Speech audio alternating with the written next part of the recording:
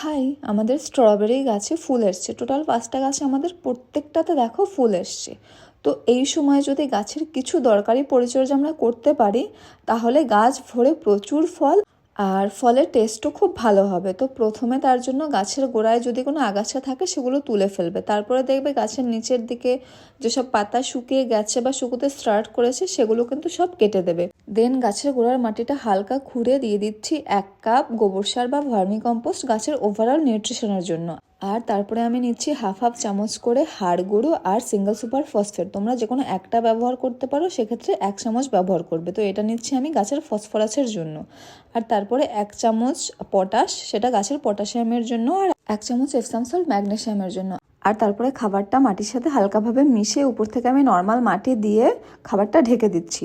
আর এখানে আমি মালচিংয়ের জন্য ধানের খড় ইউজ করছি। তোমরা চাইলে শুকনো পাতা বা প্লাস্টিকও ব্যবহার করতে পারো।